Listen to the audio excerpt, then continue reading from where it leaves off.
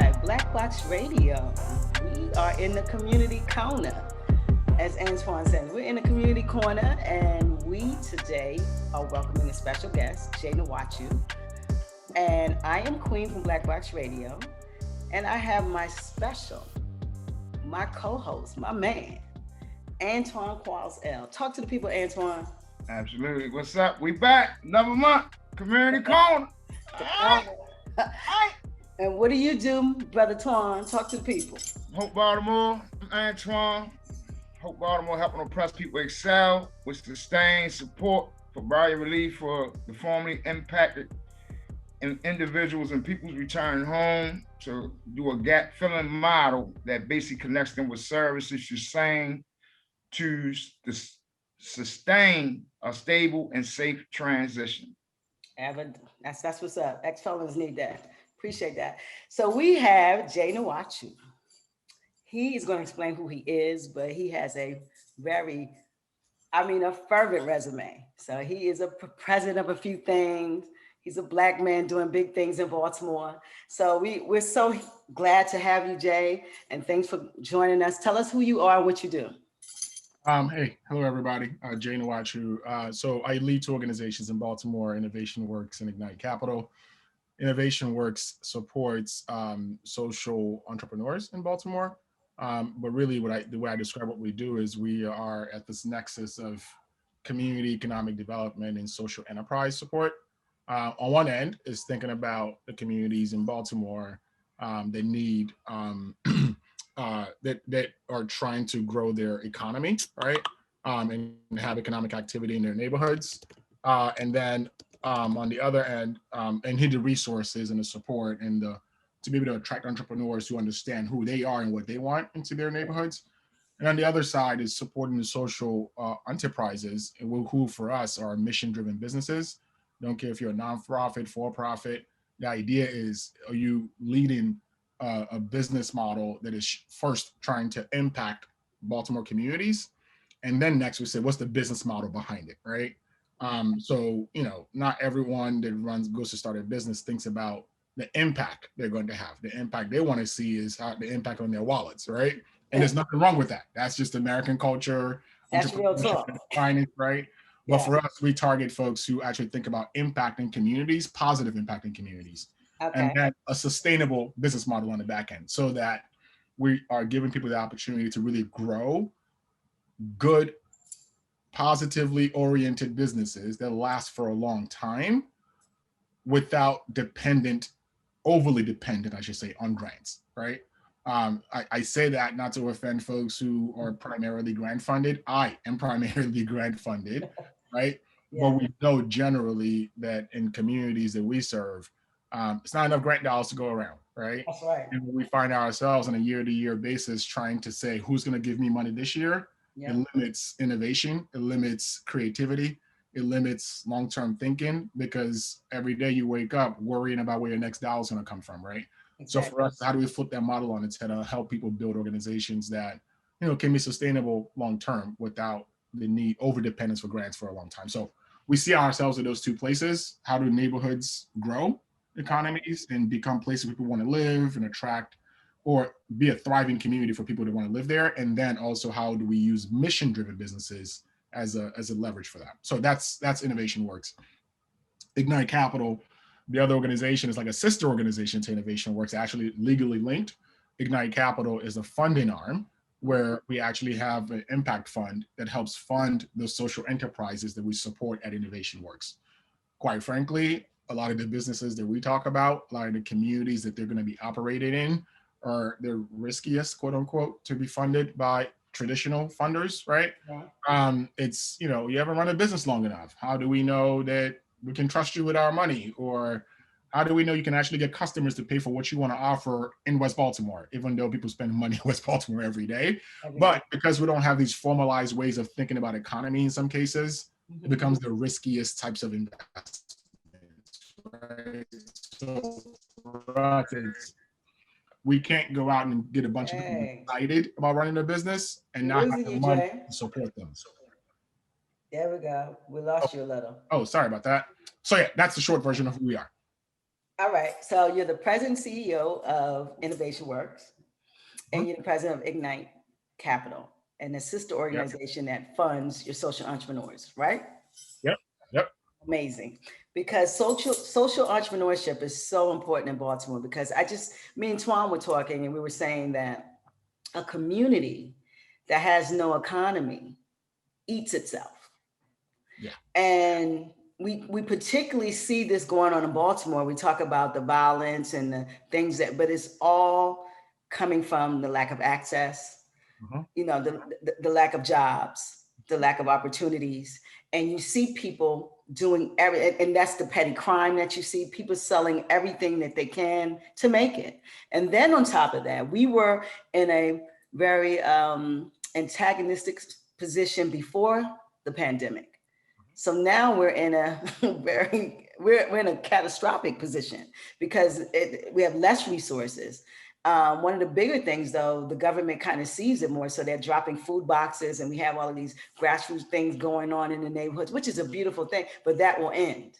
And where will we be after that? We will still have these food deserts. We will still have these problems with the homes. The neighborhoods are blighted. So to hear you guys are looking to fund social entrepreneurship, which come from usually people from those neighborhoods, is innovative. And the topic tonight is the power of innovation. And I want to talk about innovation, not in how we're going to bring the biggest computers to West Baltimore, but this grassroots of how we're going to innovate our approach to give people access, to give people food on a daily basis that is healthy, to give, to provide jobs that are viable, schools that are really educating. So I want to talk about that when I say the power of innovation per the Black community and the things that we're going through as a community in Baltimore, because Baltimore has a lot of issues. Great city. It is absolutely charmed city, but I see a lot of investment in certain areas. You see newer neighborhoods like Fells Point, like these neighborhoods they have 6 and 7 grocery stores. Yeah. And, I mean, you got Sprouts, you got Harris Teeter, you have all of these, and then you go right to the other side of town, and you might go to Park Heights or Southwest, and if there's one, and it's a neighborhood store, and it might not be the most healthy of options in that store. So this power of innovation is per the Black community. What are some of the tools that we can bring to because we bring social entrepreneurs and no one has money. And no one has the opportunity to access the social entrepreneur, then we're in a hard space there too. Jay, what do you think about that? Yeah, I mean, before we even get to the whole concept of social entrepreneurship and social enterprises and all the social innovation and all the social words that have been popping up lately, I think we just go back to the fact that in communities for the longest time that have had resources taken away from them, whether on purpose or not, right? Folks have been innovating. That's how we've survived. Say it again. Right? And I say we in a different context, right? Like, you're right though. I'm not from Baltimore, but I grew up in Lagos, Nigeria, right? It's like it's a lot of similarities. Like when you grow up having to survive, you innovate literally every day to survive. Literally. Exactly. Right? The difference between like the regular innovation in day-to-day life and what gets into Forbes magazine is one person was given the runway, one person was given the resources financially, and one person was given the ability to make a mistake. Right? While some communities, you can't afford to make a mistake. Right? You're not given the runway to do what it is and over time and figure it out. Right? And essentially, it comes back to mindset. It's mindset that for these folks over here, we need to innovate for them because they don't know how to take care of themselves. And for these folks over here, just let them run and they'll figure it out. Right? The first part is the mindset shift. And unfortunately, I think in a lot of our communities, we've internalized that mindset a little bit too much sometimes. Right?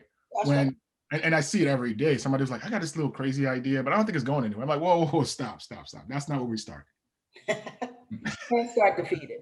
Right. Let's not start with it might not go in, or somebody else has done it before, right? Yes.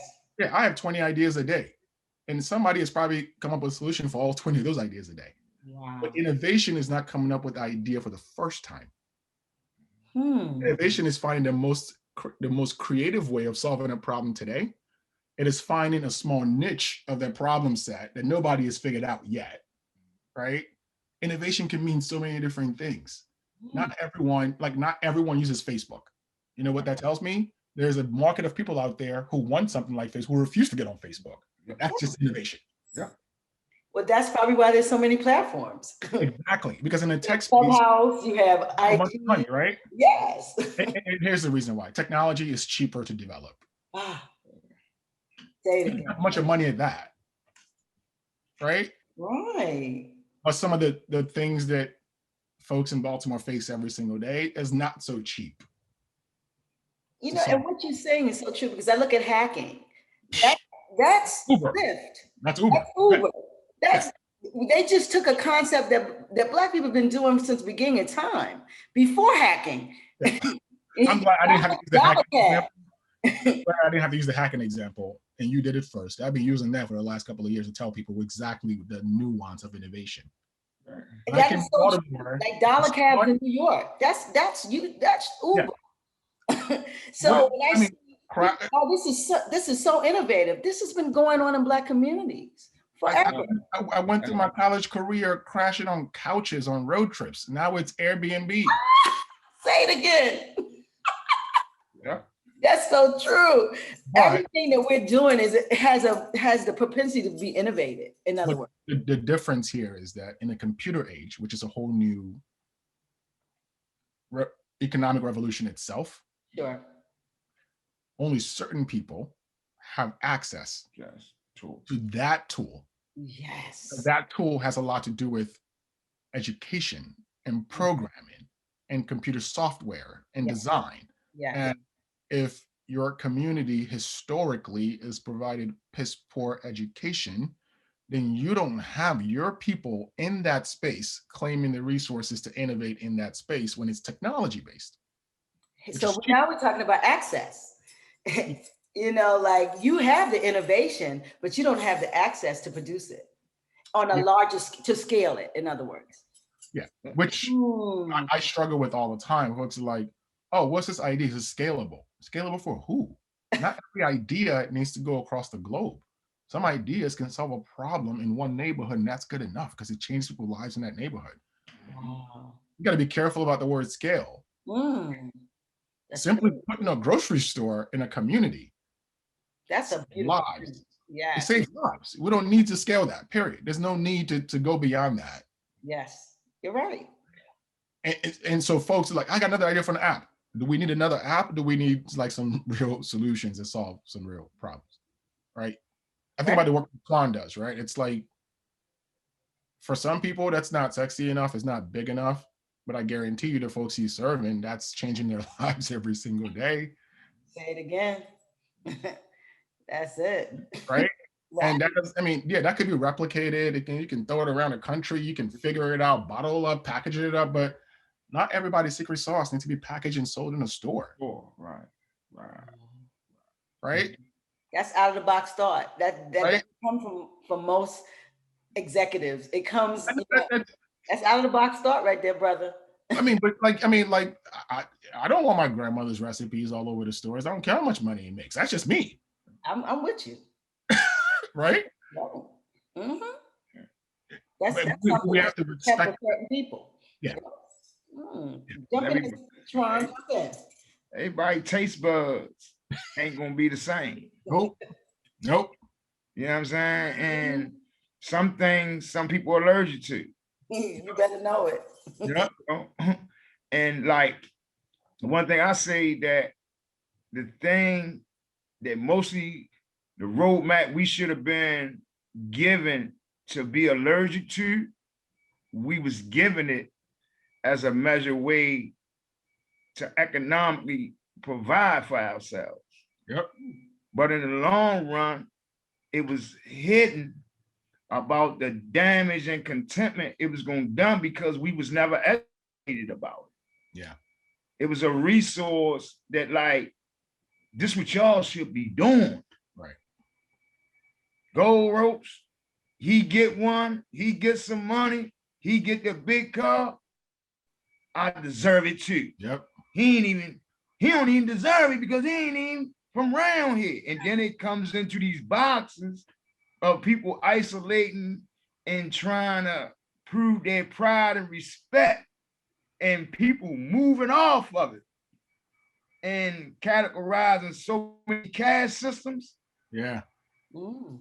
And out of it, it's a measure way to economically find out who gonna survive, who gonna fall, who one's gonna drag along, who one not gonna drag on, who one gonna pick up on his shoulder, pick another up on his shoulder, pick another up on his shoulder. He fall, and then all of them fall. Yep. I mean, the economics and capitalism is a beast, right? It's an absolute beast. It's an absolute beast. And the question is, we're in the 21st century. How does Black people access? How do we get in? You know, we have these issues when it comes to education. We know we have sub-poor schools. We know and some of that comes from definitely the government, and some of that is us too. We have to, if you know you have something sub-poor, then you need to be more present in the schools with your children. We gotta, you know what I'm saying? So not only is it federal money, but what is your currency in that school? Are you there? So, you know, a lot of times we have to look at what really our behaviors are too, because we know we're gonna get less than, but that means we gotta give more. And I know it's hard when you work and you have to feed these children. I don't know the answer, but I do know that we have to look at it in totality that yes, the government is effed up in a lot of ways and how they deal with us. But more than anything, what are we doing to contribute? Yeah. You know what I mean? I don't have the magic answer to that question, but you're right in that to survive an environment where so many of the basic resources are just not available, you got to step up. It's a public health issue. It is. I mean, the way I think about it is this. So don't get me. I mean, I am a very different place in my life than I was just 10 years ago. Okay. And I can only imagine. Like I remember growing up as a child, right? Mm-hmm. When you don't have a car, and there's not a very good public transportation system, it just takes you twice as long to do many things in life than other people can just do. Right? And when just the idea of going grocery shopping, having to get on a bus and come back home, like I'm the oldest of 5 kids, right? I just remember all that growing up. And you live in a food desert, so you got to go all over the place to get to food. If you're gonna eat healthy food, at least, right? At least, yes. I mean, I remember my dad's at work, my mom is trying to like schlep 5 kids around. I know what that feels like. It takes away. I mean, you get home and you're exhausted. What time do you have to go to the school? Like, I mean, my parents never. I mean, they didn't even at school, right? Because my dad is driving 2 hours to work and then coming back, and then like 2 hours on the commute back because traffic is terrible. Yes. Mom is schlepping 5 kids all day long. By the time we get home, nobody got time to sit down with you, do your homework. Nobody got time to go to PTA meetings, right? You gotta get it done. Right? But here's the thing though, like it's hard to like put it on parents, right? Because it's like, yes, I understand. But the one thing I will say to that though is that that's when we say, all right, who's the one person or the 2 people in a community who actually embrace and understand this unique challenge and are trying to do something about it? How do we rally around that person to galvanize them? Solution they come up with, and then bless all of us instead of all of us trying to figure it out by ourselves. But that's how real community work. Yeah. We got to have real community where we're looking at it's like having the cogs in the wheel. Like every house has something that can help the whole community. Mm-hmm. And I don't see a lot of that in Baltimore where we're accessing the whole community. So we can see who can help us with, like who's going to be in the school for the group of children, you know, or who's going to be able to take the kids be at the hospital when someone breaks their arm. You know, we need those type of things in our community. Can we innovate that? That's the question. Like, I know, like when I was coming up, right, my homeboy mother was like the substitute when our teacher wasn't there. But as time went on, that they told her to stay out of school because she wasn't a school teacher. See that? You understand what I'm saying? Yeah. So these things was going on at the rec centers.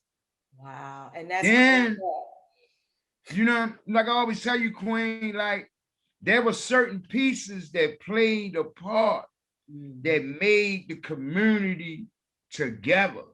Sure. They removed it, right? And like I used to get suspended. You know, when I was scared to go home and tell my grandmother because I knew she was going to strike me or punish me, I had somebody in the block that I could like, Mr. Jim, you take me back to school? Sissy, give me a couple of dollars, boy, I'll take you back to school. You know what I'm saying? Yeah. But my aunt and them, but all that came to a point and they start seeing things with, y'all suspending him for that. He shouldn't even be suspended. Then they got the, oh, you can't come up here. You that.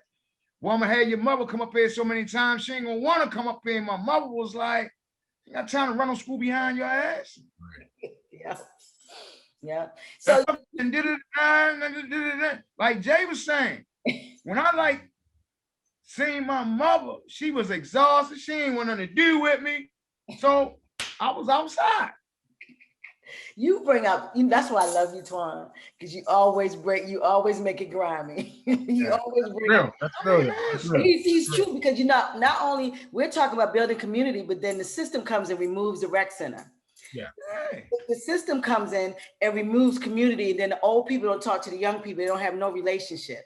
So now we don't even have those pillars that he said you need, even when you are a community in peril. You still have these pieces that innovate, like you said, that we continue. And we look at a system that goes after that. Rec centers, PAL centers, things that bring children into one space and you really get to know the children in the community. Yeah. So, you know, when I talk about innovation, sometimes you get mad with the damn system. Yeah, you know? I mean, let me put it, I mean, at the end of the day, unfortunately, we live in a society that is driven quite much by economics and capitalism, right? Yes. And usually for folks who have the least, they should be able to rely on the government, not to play charity, but to do its damn job. Yes. Which is basically make sure we have all functioning basic necessities of life. It's right? Not hard. But in a place like Baltimore, and I never stand for government, it's not my thing. But there's the one thing that always makes sense though. Like the math always got to come down to something at some point, right? Right. So I usually go back to this. When Baltimore is a city at its height that had 1 million people, now you have just less than 600,000 people. Yeah. Yes. There's a consequence to that. It is. There are some people that are not paying taxes, and we can see it every day in the blighted properties in Baltimore because taxes are not, minimal taxes are being paid. Absolutely. When people aren't living in those houses, there's money that's not being spent in the local community because there's one less body there to buy a cup of coffee, to buy a piece of bread. You're right. Right? And when you don't have enough dollars going into the system, ain't not much coming out either. Because most governments are funding on tax systems or whatever the case may be. Right? You're right. So when it comes time to like provide services, who do you think is going to get the services first? Is the ones who put money into the system. Right? You're right. If we all get together and say, hey, let's go buy a box of pizza, everybody put some money up, and I put $5 up and you put $1 up, when that pizza get back, I might want to get 2 slices. Yeah, we get out, we get slices. Right? I mean, but at some point you can't be mad at that if the government were supposed to operate like a corporation, which it's not. Yeah. It's not though. That's the thing. The government is supposed to take care of everyone, no matter what, right? But the challenge is when the communities that we care for so deeply lack true political power. Now we're talking. Then they can't hold their government accountable. You got to have political power in this piece. Which in itself speaks of like all types of innovation in the political space that's probably not happening. You got it. Because a lot of the allocation of the funds come through your political power. You understand? So even if neighborhoods, like say I'm in Southwest Baltimore, where there are a lot of poor whites, Mhm. but they have some political power because Mhm. their neighborhoods aren't as blighted as poor blacks. You know, they're still getting some monies from the government from Baltimore City, and so and I'm not trying to make it a white and black issue, but it's apparent. You know, in Southwest Baltimore, there is one grocery store. You go in Yeah. other neighborhoods, there's no grocery stores. Right. You know, they do have a strip mall where they can go get food and fresh fruits. So I'm saying that is what you're saying is so correct. It's so many things you need. You need political power.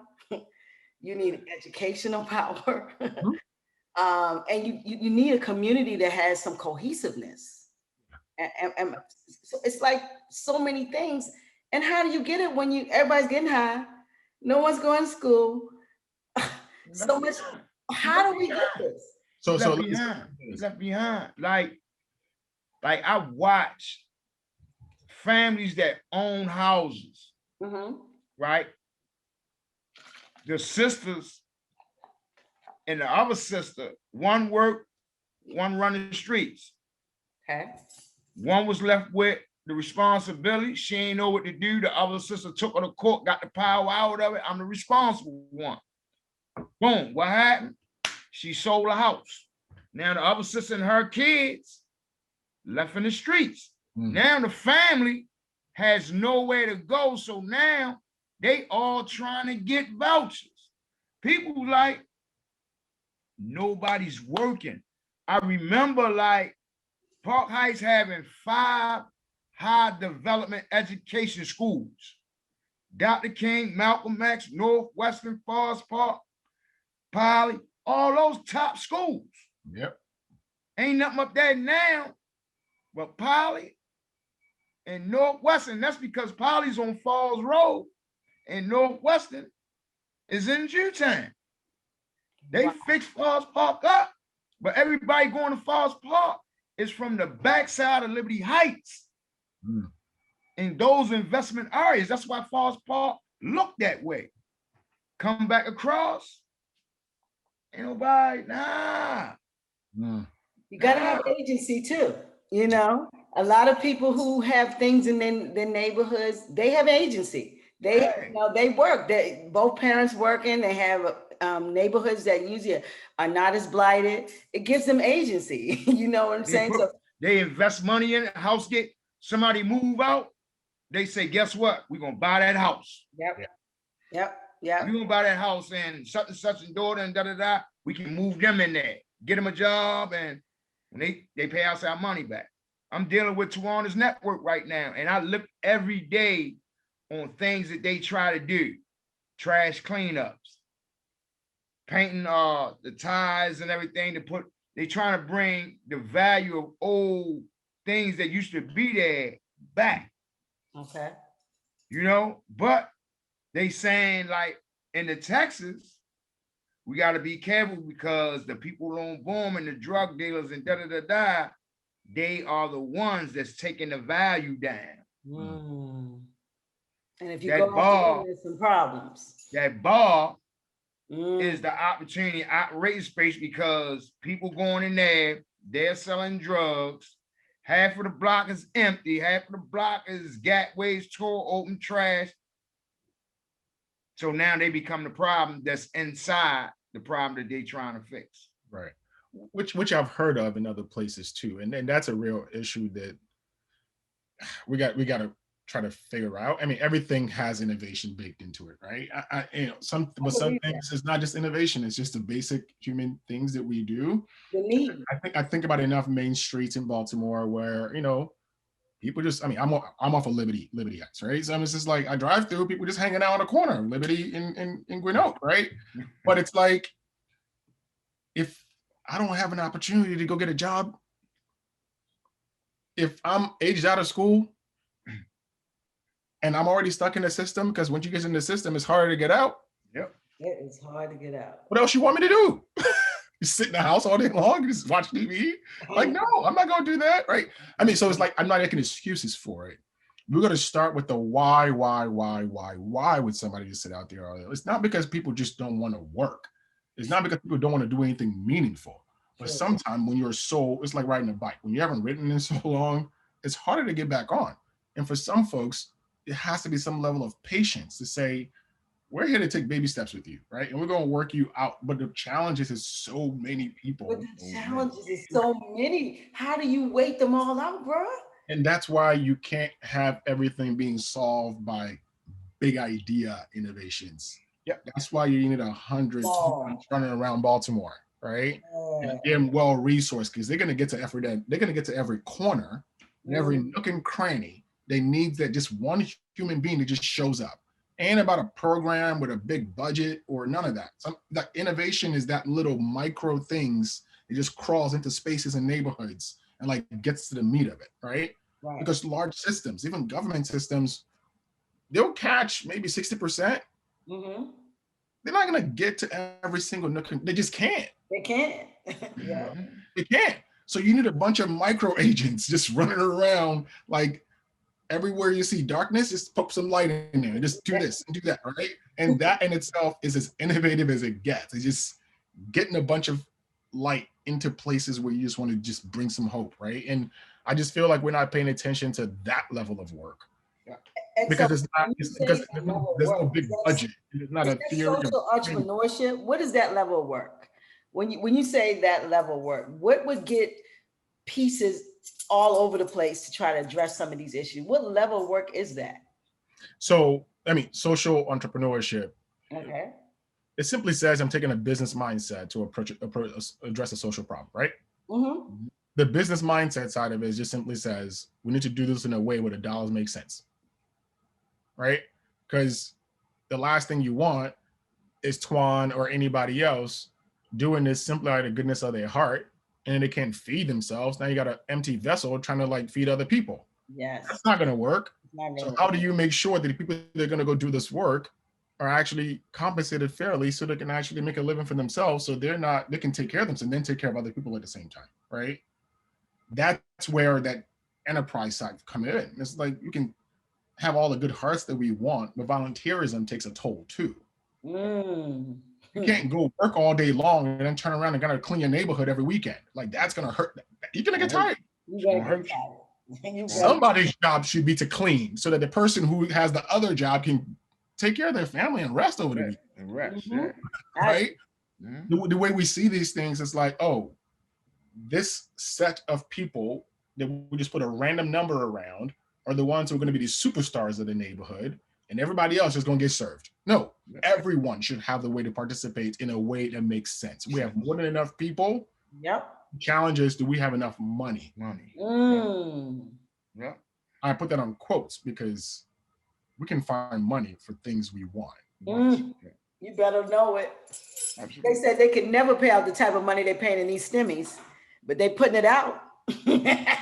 Said they like one of the things that woke me up to something the other day was like people do everything to make other people's last names billionaires, and they already are billionaires.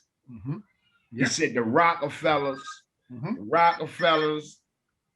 Bentley, Nike, all these people, and people go to like Wells Fargo, get a loan, but then go buy a Bentley.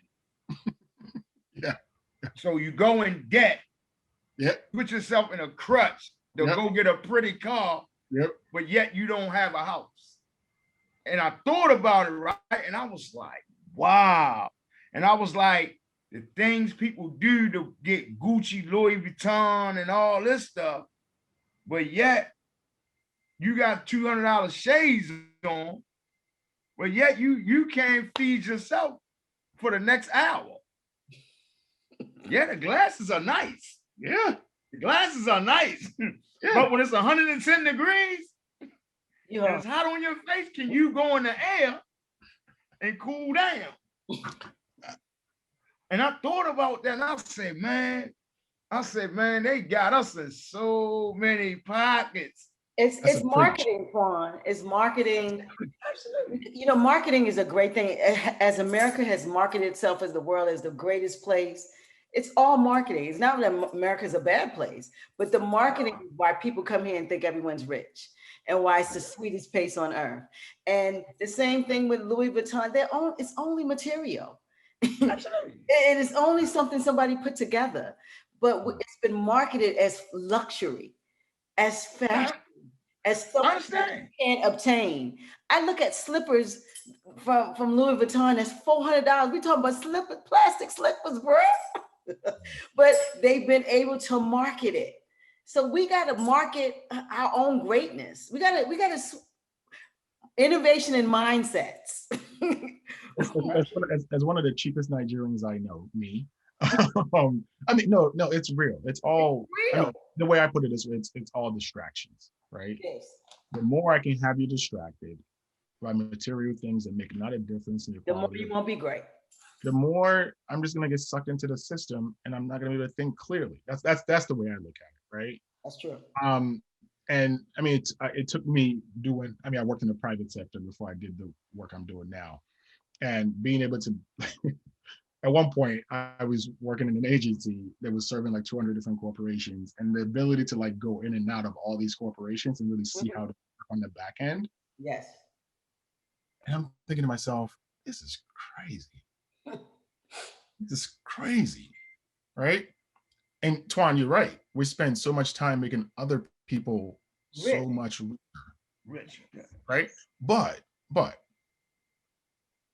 so we know we know what the black dollar spend is. It's a lot. Bro. $1 trillion. We are a consumer market like no other. Now imagine if you said, don't spend less money. Just spend half of what you're spending in your own community instead. As in like, and don't make the excuse, well, they don't make Gucci slippers in my community. You don't need something else in your community. Something else. Exactly. Just spend the money there, right? I don't care. Buy some snowballs. I don't care what you do. Just buy a bunch of snowballs, just for the heck of it. Because all that snowball is gonna do the same thing that Gucci slipper is gonna do for you anyway. Nothing. Yeah. Right? One way. Right? Just spend the money in your community and just see what makes a difference, right? And spend it with the businesses that actually care about the community, not the ones who just come in, take your money, and get out. That's a whole other problem in itself, right? Right. I just feel like there's a mindset shift around. You know, I've heard lately, people are like, I don't want to spend money with black businesses because they're not like, they don't respond fast enough. And like, yeah, because if I were running a business and I had a privilege of going out and taking out and getting investors to give me $2 million, of course I would go build the fastest customer service ever. Of course I would go build the best promotional website ever. But when I'm operating on a shoestring budget, what do you expect from me? Yes. Walmart if you don't support me, I'm never going to stop operating on a shoestring budget. So I'm never going to be great. Never going to be great. That's it. We're blaming our own and not recognizing the limitations that are being put. But that's the marketing of America. It always victimizes the victim. Yeah. America's always the best place. They didn't do anything. The victim needs to pull their boots up. Victimized. It's always a victimizing of the victim. This is learned behavior, bro. We're only learning from who we've been acculturated by. Don't get me going to colonization of the African countries and all that. I am a product of that colonization side of the equation. We all are. I had to grow out of that. Colonized and we were brought. Same deal. And that same acculturation puts you in a space where you always put something else on a platform and look at yourself like, why don't you have that? Yep. And you compare yourself to something that has actually been derived, it took, it maimed, it killed, it did everything to get there. And it tells you, follow the rules, get your tax ID number, make sure you pay your tax, everything. And if you don't do it, it will attack you. Yeah. But in the greater scheme of things is we got to look at the whole system and how we're going to move as a community. What you think about that, Tom? We got to I know guys. I really know guys, right?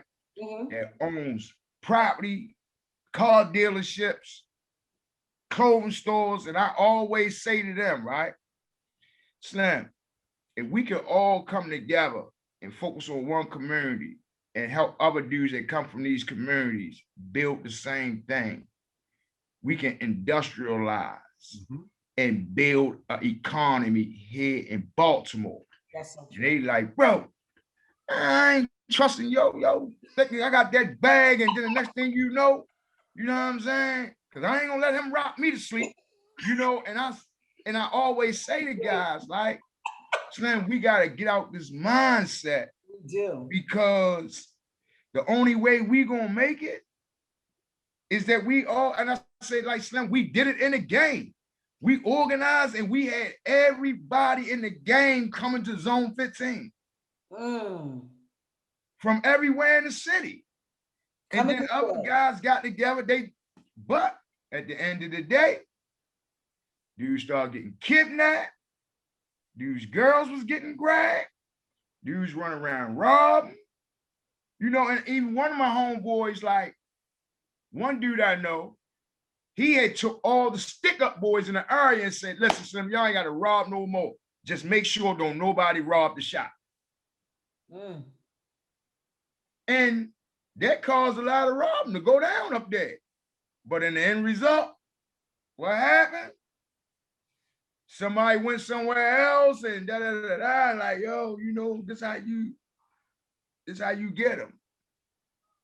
So it's always this mindset that I'm not going to allow you to sell out the window when, Slim, you don't get it. I'm trying to make a way so all of us can be out the window. Yeah. I mean, that's got to be some type of education right there. I don't know how to talk. That's education right there. Oh, it is. I mean, laws of numbers. Think past yourself. Laws of numbers. Yes. When the system is against you, you're not going to fight the system by yourself. It's got to be numbers. Yep. It's not happening. I don't care how. I mean, don't get me wrong. There's always going to be the one and the two who make it. But the resources have to come from the bunch. I mean, here's the example I give.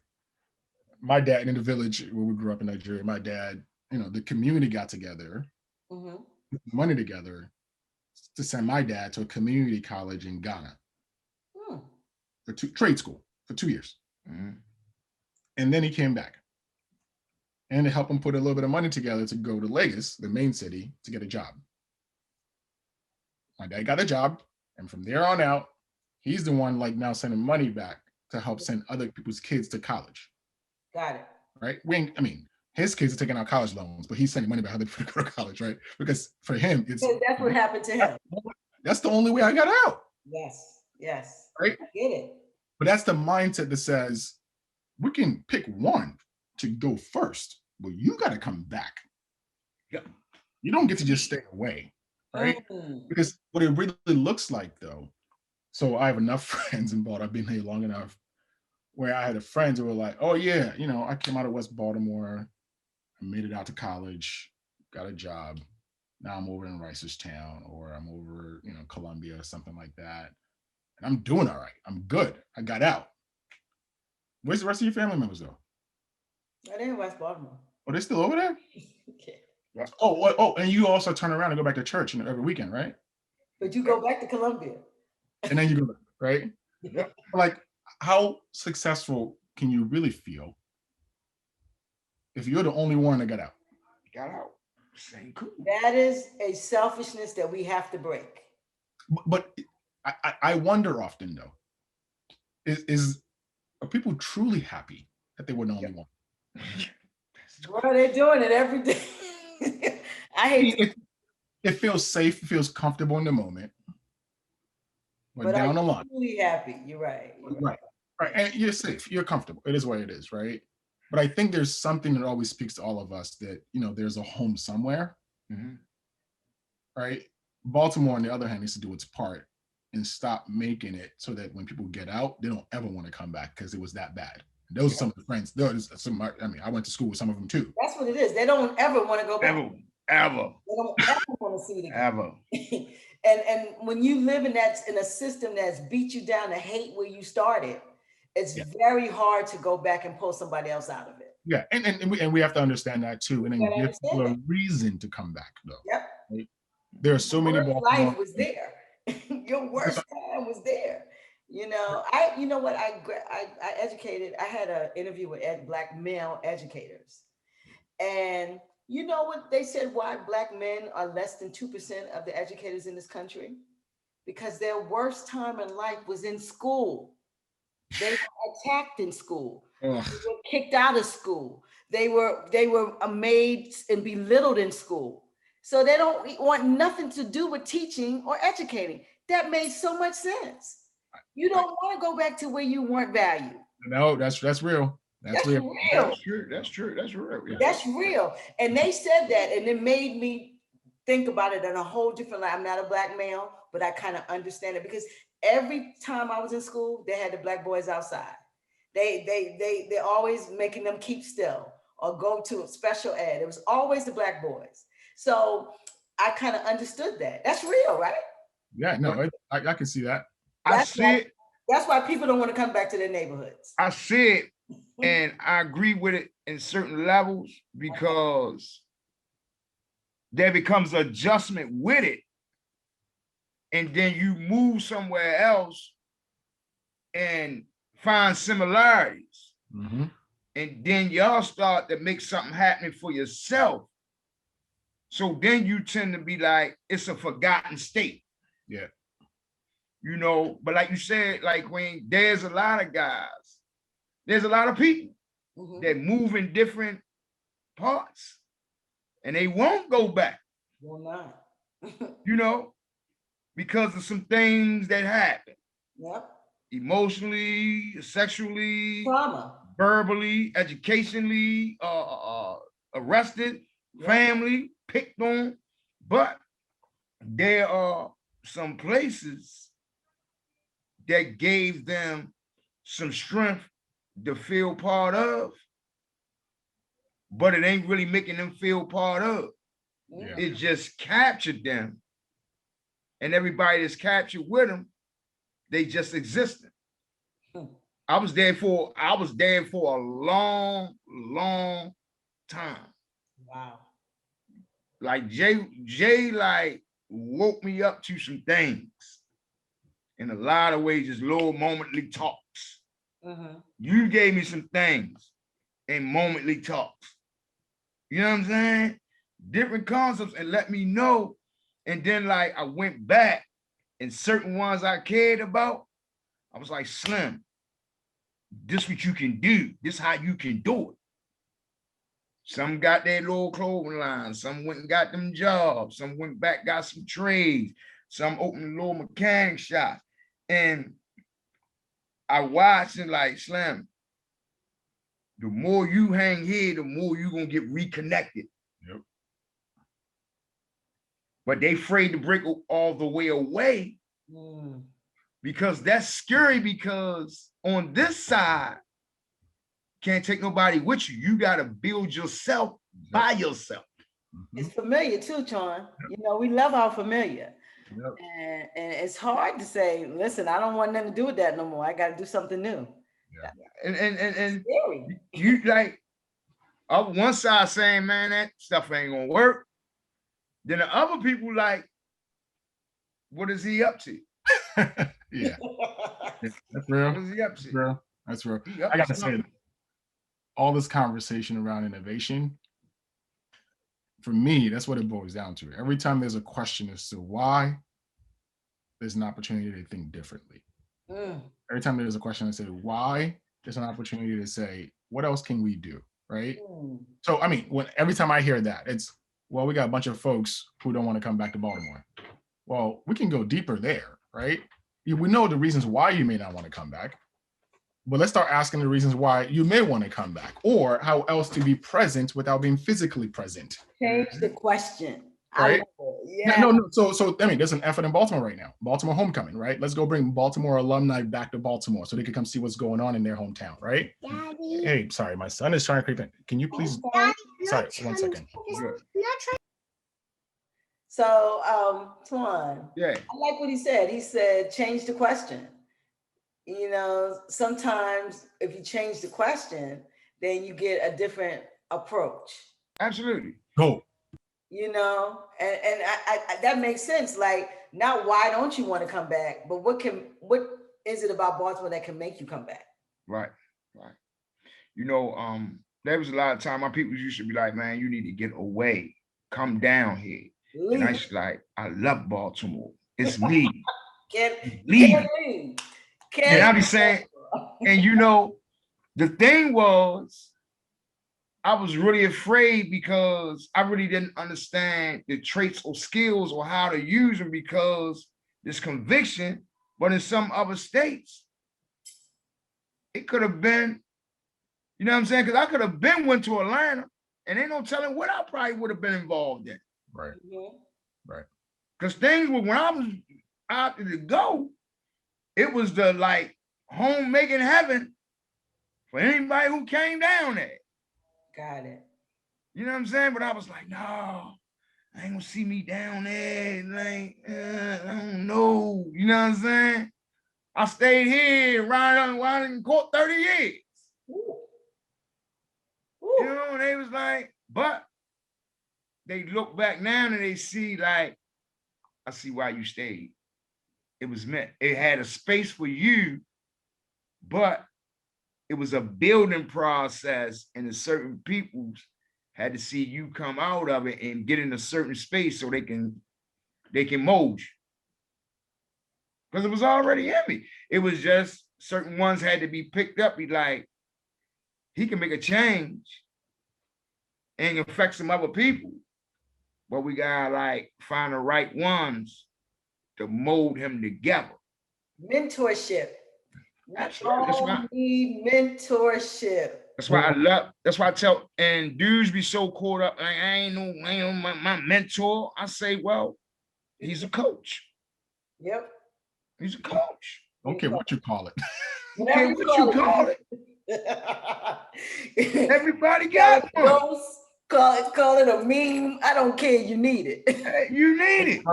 Counselor, whatever, right? No, but Tom, what I really appreciate about what you shared is that you can't catch everyone. Yeah. But the few that stick around and figure it out, then become a story for the next person to think twice. Yeah. Yes. Yes. But if Twan is not sharing his story, then the next person has no story to follow. Nope. If everybody leave, what you gonna grasp onto? Right. Ain't nobody saying nothing. But even then, the ones that did leave got to know that when they're ready to come back, there's an open door and a hug waiting for them. That's true. That's true. Right? And it's that simple. That's what family is, right? You can't throw people away. I always say that. Right? It's what family is, right? So, I mean, I say this all the time. I've heard people, you know, I get the fortune of being in so many different spaces and conversations around Baltimore. And I've heard people say, well, you know, the ones who left, I don't want them coming back because they left us. I'm like, but they also probably understand you too. Would you rather that or somebody who don't even know nothing about you just showing up? That's true. And then every time you're sitting on your porch, they're calling the cops because you're being loud. Is that what you really want? That's what you really want. Right? Is that what you really want? Right? It will happen. That is so true. Right? you just want to have a cookout. Now somebody over here talking about you playing too loud of a music. Is that what you want? Yeah. Yep. That's so true. Like pick your battles, right? What you really want out here. That is so true. But I mean, I keep wanting to go back to this though. It's what we refer to as innovation is so like to the individual every single day and the decisions we make every single day. And it's the little moments we like disrupt the noise and we share an opportunity or we think about it a different way. Sure. That's what really innovation is, right? It's not big, bold ideas. Like literally, Uber is just, innovation. It's a technology tool. It's a technology tool, that's it. Like the core thing behind Uber is not new. It's not innovative. It's a technology tool, just apply to it. It's taxi. That's all literally all it is. Code and just dumped it on there, right? Dump code on anything.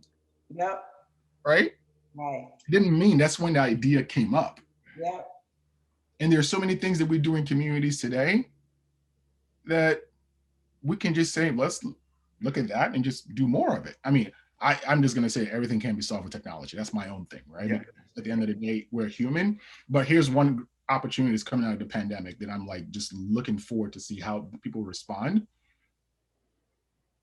So I spend enough time in community association meetings across Baltimore. Okay. And usually when I go, different communities have different makeups of who comes to the meetings over and over and over again. A lot of times, the folks working 2-3 jobs are not going to be there because they're tired.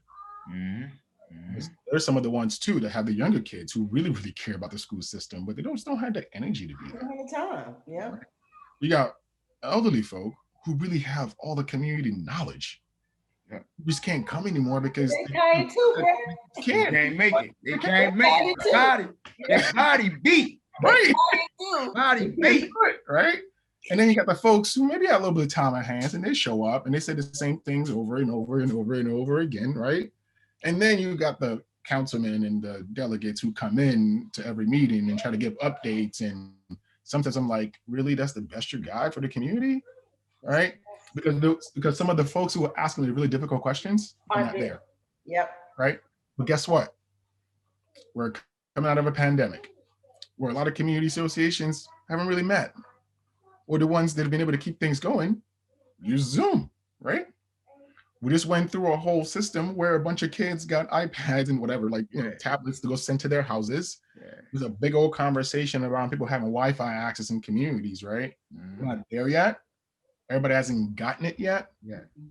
But what does it mean for people to actually have access to the internet and to tablets at home? Yeah. You know what that means? No one should not be able to join a meeting simply they can't be. Yeah. Community engagement. The community meeting now should be for everyone. Looks so much different now. It should look different. Yep. Right? It should look different. It is right here. Back to that political power. That's one way to start breaking that divide a little bit more. So that just because I work 3 jobs don't mean I can't get a recording of the meeting that happened so I know what the heck my councilman just came and said. Yeah. Right? So even now, even after a pandemic, there's even newer ways to think about doing things differently that we respond to. That's true. The only thing that I see with Zoom per se, when you have these type of meetings, is the intimacy of the meeting is to be able to see the back stuff, the stuff they're doing on the back end. Yeah. A lot of times you sit and then they talk to you here, and then you can't, once that thing says end meeting, the real meeting starts. Yeah, no, but that's real. But I'm talking like hybrid models, right? Yes. For the folks who can't make it, they should have a choice to find a way to jump in, even if it's recorded and sent out later. Right? Exactly. Put it on Facebook for me to look at later. There is no reason why information should only be shared with people who can be in a specific place. And once that thing is done, it's done for good, right? If there's one thing that somebody with some resources in the city can do, is run around to every community association around Baltimore and say, how can we help you get wired up so you can have better citizen engagement in your community? Wow, stream everybody up, man. That makes put it all on blast. Put it all on blast. Because you know what then happens?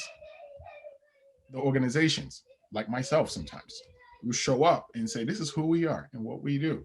We're here to support you. The councilman who shows up or the councilwoman who shows up and says, oh, this is how you get your road fixed. This is how you do this thing. This is how you do this thing, right? Now we can hold them accountable.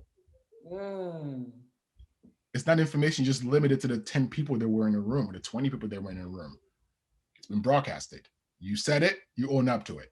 I think that sounds really good, because sometimes I'm working, I don't have time to get to these neighborhood meetings. And I want to know what's going on. I would love to get a playback.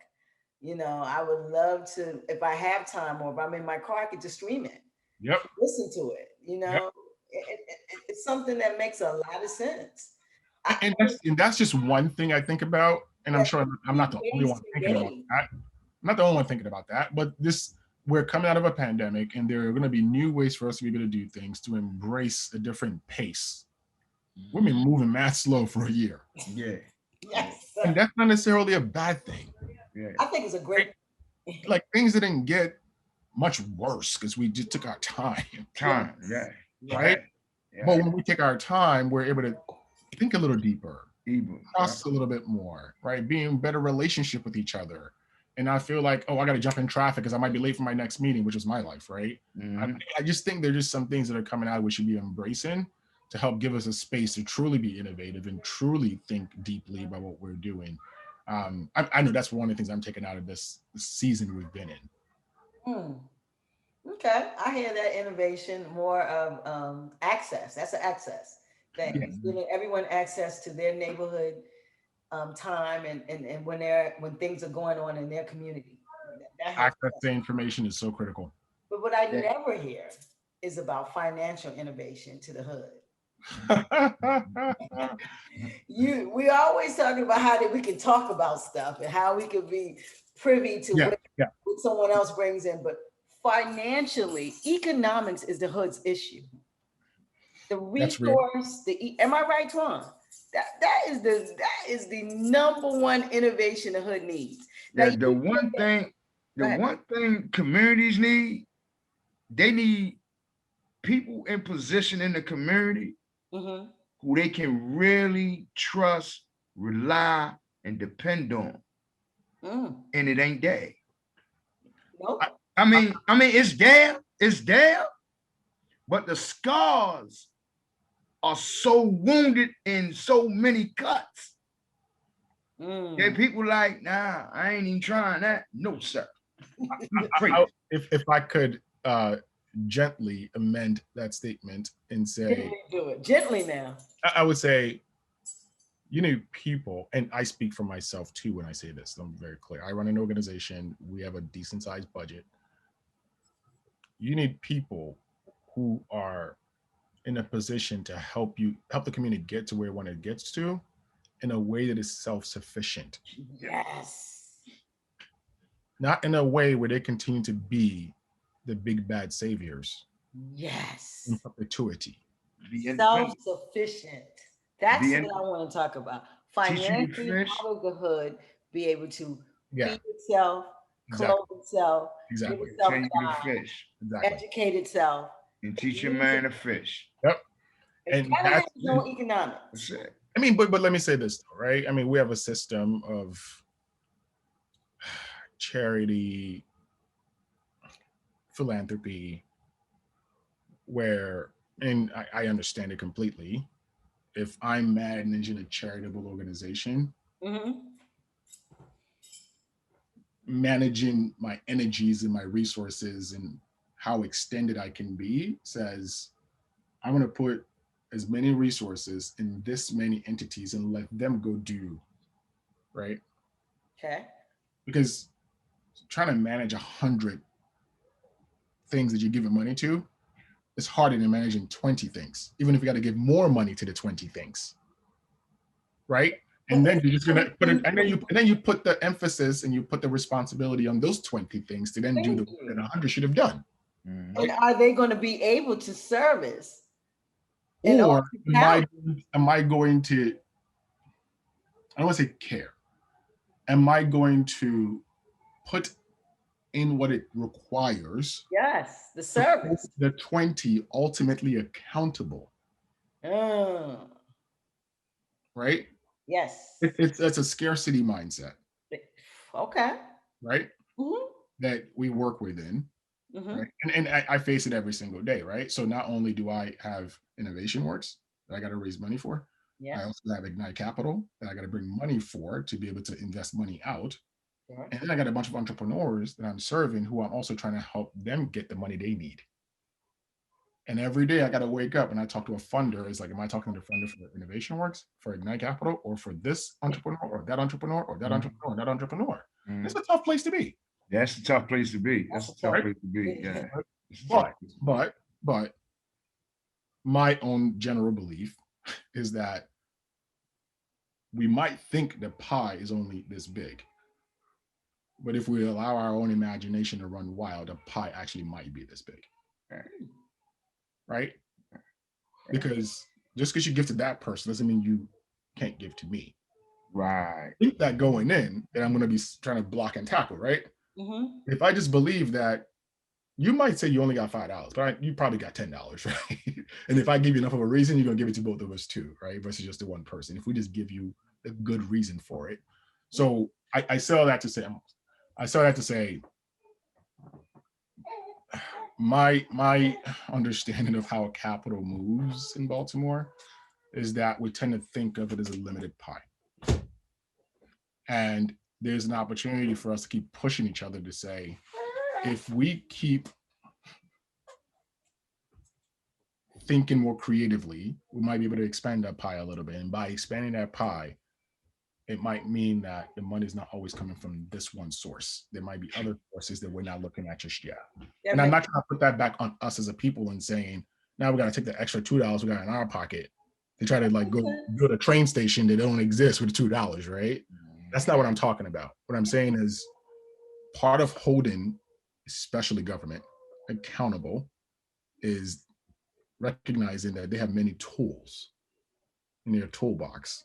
The question is, are they using all the tools in their toolbox? And if we can't hold them accountable to that, then we're done. What you're saying is so, but you know, the reason why people think there's limited funds and limited sources is how we see how the money's been disseminated, how the resources have been. They see it every day. They look at their neighborhood, and you take them downtown, and they think they're in a whole different place. Right. But if, like you said earlier, when you got 3 or 4 running grocery stores in between Canton and Fells Point, thank you. What that tells me is it could be done. There's money somewhere. There's money somewhere. Yeah. You're just not giving it to me. That's what I'm saying. And so that's why people think it's a limited pie, because when you go to that pie, all the taters over there. Right. But you come to my pie and it's not but crust. Yeah. And so that is when you say people think that they feel that way, it's because what they see every day. Yeah. You know. Now let me say this. I mean, part of it also, I'm not an economist. I don't pretend to be one. Okay. The way I think about it also is that there are different types of money that serve different purposes, right? Mm-hmm. If I go to a bank to ask for money and they say no, I have to really understand why a bank would say no. No. Sometimes it's just because they're racist and it's just what it is, right? But ultimately, if I'm a small business trying to borrow money from a bank, the bank is operating with reserves. You put your $5 in it, you put your $5 in your account, I put my $5 in my account, the bank says we got $15, but all 3 of us are not asking for our money back every day because it just sits there, right? Mm-hmm. Maybe I go back and ask for $1 tomorrow, you ask for $1 tomorrow, but it still got like $13 to play with, right? Right. When a small business comes to borrow money, they're borrowing from that $13. It ain't their money. It's your money. It's my money. It's your money. Yeah, it's your money. Might be going on. Insured by the FDIC or whatever, right? Exactly. But it's not their money. It's our money they're playing with, right? So now they got to decide what level of risk we can afford to take with OPP, other people's money, right? That doesn't mean they can't take risk, because they take risk for other communities every single day. Thinking is risk. They can't Right. be. Like Right. they want to be the most risk assessment when you're in the risk business. Right. But the question then should be, how much of this bank's deposits is coming from our community? Our community is the one putting money in your bank, then you should be using our money to invest in us. Yeah. If they're not collecting money from your community, they're not charity organizations. Got it. And Jay, I often say, because like Wells Fargo, Bank of America, all that has partnerships with geo and privatized prisons, right? Then mostly every convicted felon either has a bank account at Wells Fargo or Bank of America. Wow. And they in a close nature in the most impoverished communities. But yet they're doing no loan or donation assistance to those communities, but they taking the money that they get through TDAT, work, employed, taxes, stimulus, and loaning it out to other communities and won't put nothing in the one that they invest in or the one that they make money off by doing partnerships with. in a lot of ways, though, they get held accountable by the geographic footprint. How much money are coming into your bank from this Baltimore market, from this Philadelphia market, right? Right. So the industries they partner with has nothing to do with that in their minds, right? Those are just industries. Yeah. How much money coming from your community into my bank accounts is deposited with us tells me how much responsibility I have to you. So you, right? And if we just simply understand that, now you can hold them accountable for it. We understand what rules they're operating off of, right? Foundations and philanthropic organizations, it's, generally speaking, we got this much money, and we annually we have this much money that we need to like invest in the markets and like save for ourselves, right? Yes, It's not that good stuff.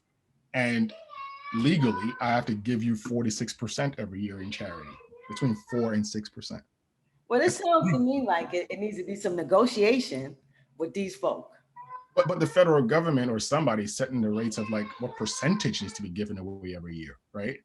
So if you want the foundations to put more money in the communities, take it up with the person who sets a percentage rate. They're not going to give you more than you're legally allowed to. That's not right. I mean, even Oprah ain't giving you that much, right? All I'm saying is like we should understand that these systems of capital are going to do what they're mandated to do.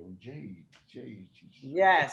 Do it for the goodness of their heart, because this is a capitalist system, period. It is. Right? Individuals who donate money, a lot of times, our kids are all crying in the background. That's fine. I know it's 8:15. I know, listen. We're going to start winding down because we got to wind down because the family's coming into the room. I hear them. Yeah. But let me say this: individuals who donate money are incentivized to donate based on what tax write-offs, right? If there was no tax write-offs, many individuals would be donating to charity. Yep. How many are all designed by incentives. Yep. So once we start understanding what that looks like, so we have to create those. You're saying we have to either create new systems of incentives. Yes. Right?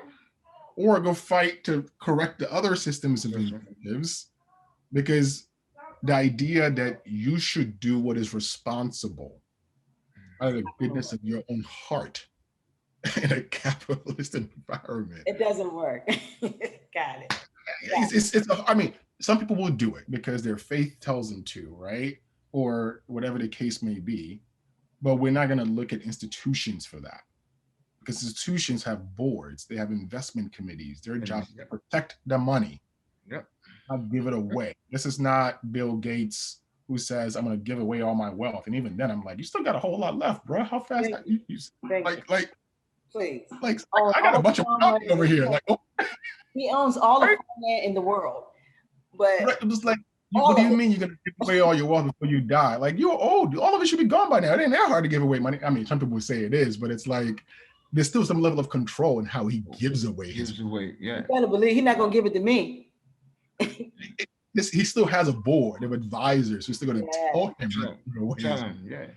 Even in charity, we'll find a way to put controls around things. We're not Oprah. We're not just out there just tossing things left and right, right? I just think that, maybe another conversation we're going to talk about like actual creative ways to maybe think about that. I just present some of the limitations that might exist. So to manage our expectations. Part one, the family's coming in the room. I hear them coming. Yeah. It's bedtime now. Part one. Listen, I understand you have a growing family. That's a beautiful thing. And because definitely we did this Monday because of you, and we appreciate you. We really do. And this innovation conversation is amazing, because we got to find a way how to innovate Black communities and Black mindsets. So we talked tonight about some mindsets, some movements, and we can visit this again and how to be creative and how to produce that. Because that's what you do every day, is create opportunity. Yep. Innovation needs opportunity. It does. It's always resources.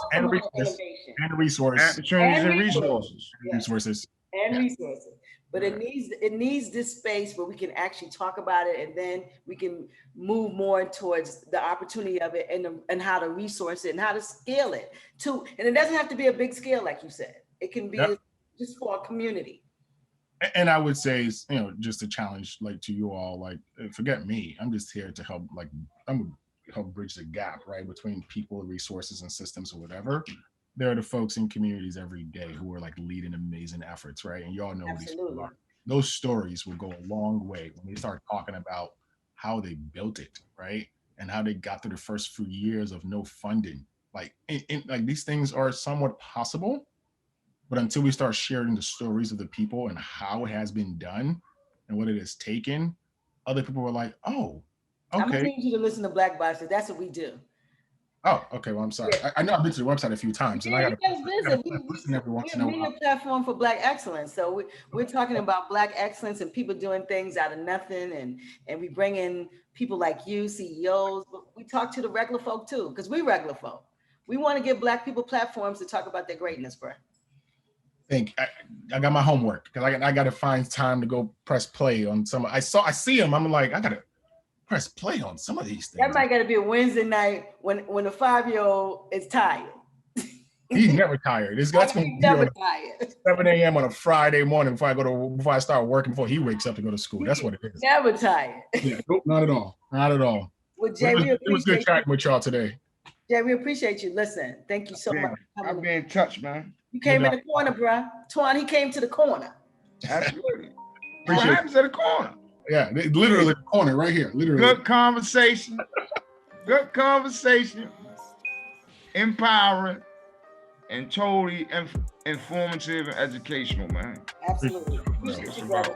So we'll get in touch with you and thanks for tonight. We appreciate you. Yeah, I'll take care. All right. Good night.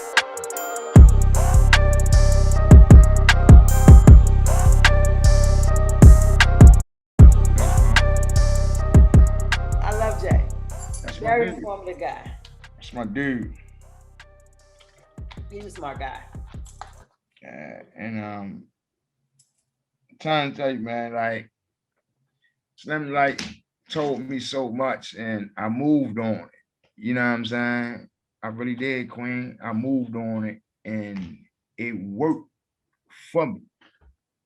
You know what I'm saying? And that's why like a lot of people like really don't understand that they look at these big dynamic pictures and they really haven't painted their pathway out in it.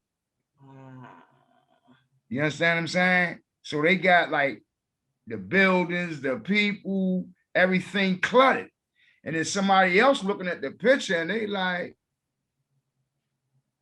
I don't understand it. It's too much going on. Too much going on. You know? Yeah. I give you a picture and you can get detailed understanding of it. Wow. You know, and even with like certain things, you know, like it's certain pieces that at one time, like I used to have people put things together as I was doing it. Mm-hmm. And now I'm putting it together and say, what you think about this? And they like, oh, you know, one time it's be real critique. You need to do this, you need to do this, you need to do this. And somebody else, you need to do this, you need to do this. Twan, I don't think you should have did that. Now it's like, only one thing I just suggest, punctuation here, dad. And I say, well, I ain't even get to that part yet. You know what I'm saying? I just want to know the format and what we looking at, what we talking about. Oh yeah, I totally get it. It's right on point. You know, and my whole thing is like presenting to these people. And like I say, the small picture, my big picture is, you know, like I'm a dude come out of the streets. Mm-hmm. And all this is top wins for me. You know, because I had dudes in the game that I was meeting that some dudes couldn't get to. You understand what I'm saying? And they was like, yo, yeah, I can get to him, bro. So in this game, I want to know who's those ones that they saying I can't get to.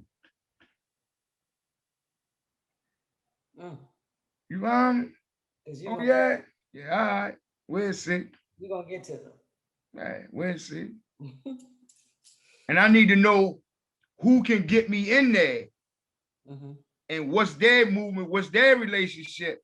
Because if it ain't good with them, I ain't going in there with them. Got it. So you I ain't going in there. You saying watch the company you keep too. Absolutely. Hey Queen, I always tell you, the street game they told us was cruddy, right? This game here, this game cruddy. It's cruddy. And Troy was telling me something last night that he going through far as at work. And what he was battling, he like, yo, the dude actually tried to like literally get me fired. And said like it was because he did some work and the man told them, I don't want nobody to do the work with turnip seed. Who's that? Troy, that's his last name. And the supervisor was like, huh? Not even me? He said, no, not even you.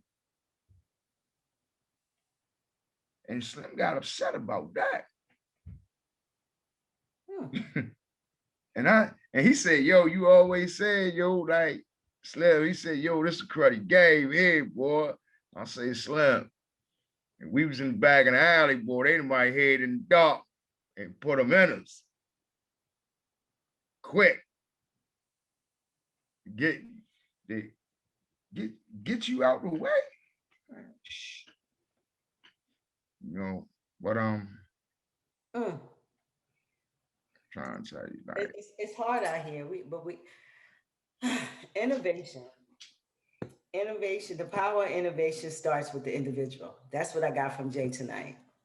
It has to be. You know, is that innovation is not this big, huge thing that applies to the world at large.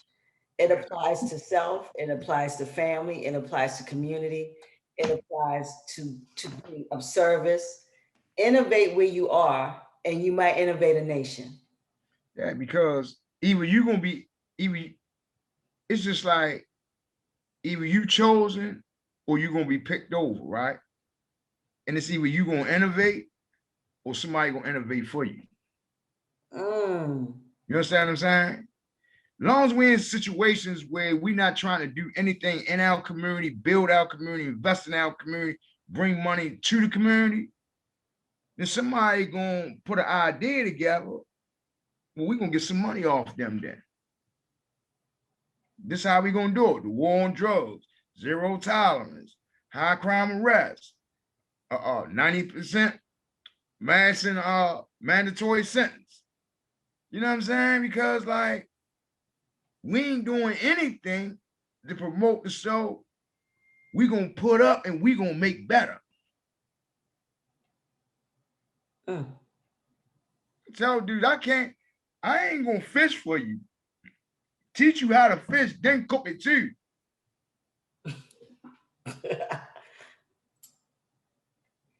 You know, we can do it all. We can do it all together. First time, yeah. Second time, okay, you ain't got it, yeah. Third time, you should know how to put that thing in the pan. That's on you. Yeah, you should know how to put that thing in the pan. You should know how to go to the river, and make it work. Might not catch that one, but I'm gonna get something out of here. I'm gonna eat tonight. You're gonna eat tonight. Hey, Queen. You remember what they do? You remember what they do to the baby birds, right? You know what they do to baby birds, right? What they do? They kick them out the nest. And you better fly or you gonna die. Fly or die. Fly or die, bruh. They say, come, get out of here. Yep. Out of here. You ain't sitting around here and I keep going down there finding worms. Better get out of here. Fly or die. Yeah.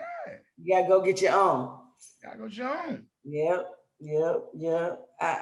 I'm inspired by this conversation to innovate right where I'm at. You know, a lot of times we're like, oh, we're gonna be big.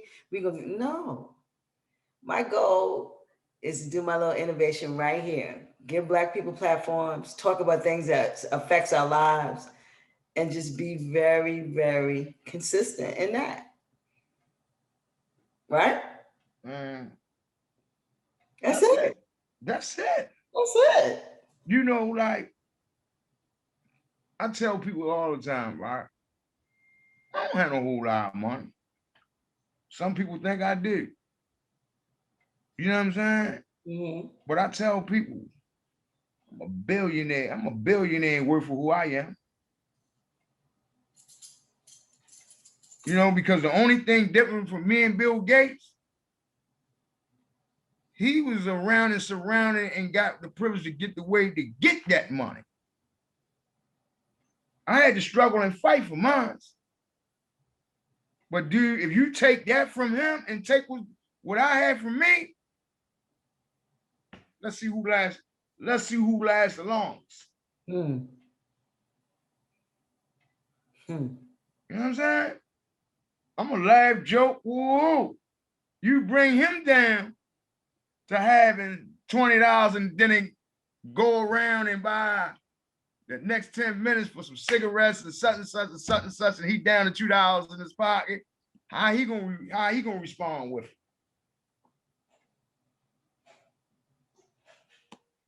Mm. You feel me? I'm feeling you. I tell them, like, man, you find, they say, man, like, you find the only thing they say, like, the difference, the commonality of a dude who's getting a lot of money and the dudes who are doping, DOC equal them to the same. Mm. You get a bar soap, a writing pad, and a pencil. That's it. That's it. All that, 4 cars, you ran 90-something blocks. None of that. None of that don't matter here, buddy. That's gone. Let's see who got the real thing. Let's see who got the real survival skills in it. Wow. 2 weeks later, that same dude, he got 3 stores going on, and he like, oh, hey, listen, man, you nice look out for you, boy. Let me get a couple. No, man, 2 for 1, buddy. 2 for 1, buddy. Doing nothing. Doing nothing. I couldn't get no help from you. 2 for 1, buddy. You is not getting no discounts out here. 2 for 1. That chump ass nigga. Chump ass nigga. That's what they say about him. Chump ass nigga. Man, he was a dope thing. Guess what? I got 3 stores now, buddy. Who the dope fiend now? Hey, I've seen them niggas stand by microwaves with empty bowls and all that. Wait. But that's what happens when equity comes in. Absolutely. When it's changed, when the plate shift in the world. Yes. That is why the power structure fights so hard not to ever have equity. Because they're not fighters, they're takers. Man. So if they have to get in a position to fight, it's going to be hard for them. So they understand they got to continue to oppress. They got to continue to hold people back. Because if there was equity in this thing, there won't be a lot of Bill Gates and Buffy and all of them. Nah. They have access. They're not smarter than anybody else. They have access. That's what you just said it. A dope fiend and a dope dealer. They get a pencil, a writing pad, and some soap. That's it. And from here, that's equity. That's it. And then you look, the dope fiend got 3 stores and the dope dealer ain't got nothing. Right. Now who the dope fiend now? He go in, right? Nobody don't give him nothing. Shorty go in, he get to making moves. The dope. Green peppers, onions, blah, blah, blah. Man, that nigga ain't no hustler. They just had him because he was out there. He was good. You know what I'm saying? Now, he got to survive. And Queen, that's the story. I don't know, you might have heard a lot of dudes say this. Some dudes live good out here, but they suffer in prison. Wow. And dudes in prison be kingpins and do bad out here. Isn't that amazing? That's amazing. But you know, prison is a closed network, and you can do a lot of controls there once you get up on top. You know, out here is a lot of different things coming at you. Wow, but that's amazing. But it shows that people step up in certain environments, and some people don't do well in certain environments. Mm-hmm. So, wow, Twan. All right, who's next? Who we talking to next, bro? CommunityCorner is doing his thing. CommunityCorner is doing his thing. I'm gonna stop the recording. We're gonna talk off the thing. So we had Nawazu, the power of innovation. Came on the corner, blew it up, dropped plenty jewels. So we boxed up and out, right, Tom? Yeah. Box up. Box up and out. Box up. Box up.